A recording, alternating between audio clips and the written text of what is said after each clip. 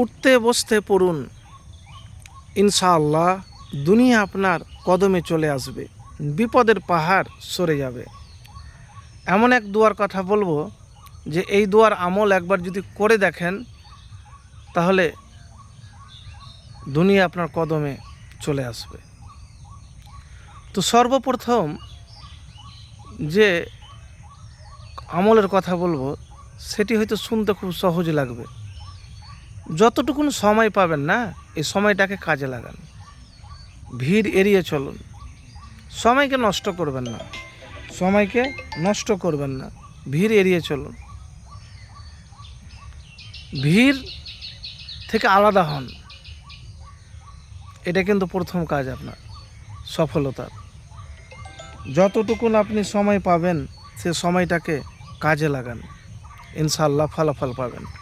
আর একটি কথা আপনাকে বলবো যে বিপদে পড়ে গেছেন, করবেন কি, কোনো উপায় আপনার নাই, তো সর্বপ্রথম যে কাজটি করবেন কি জানেন? ইন্না লিল্লাহি ওয়া ইন্না ইলাইহি রাজিউন, আল্লাহুম্মা আযিরনি ফি মুসিবাতি ওয়া আখলিফ লি খায়রাম মিনহা। ইন্না লিল্লাহি ওয়া ইন্না ইলাইহি রাজিউন, আল্লাহুম্মা আযিরনি ফি মুসিবাতি ওয়া আখলিফ লি খায়রাম মিনহা। বেশি বেশি করে পড়বেন প্রিয় ভাই। এই দুয়ার অনেক ফজিলত আছে।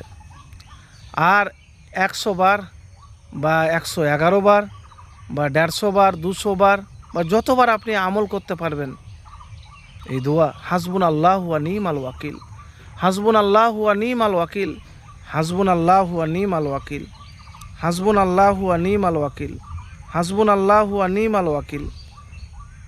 আপনি গুনগুন গুনগুন করে উঠতে বসতে পাঠ করতেই থাকুন। কি? হাসবুন আল্লাহ ওয়া নিমাল ওয়াকিল, হাসবুন আল্লাহ ওয়া নিমাল ওয়াকিল, হাসবুন আল্লাহ ওয়া নিমাল ওয়াকিল। এবারে বলবেন এটা কেন পাঠ করব? কারণ হলো এর অনেক ফজিলত রয়েছে ভাই, অনেক ফজিলত রয়েছে।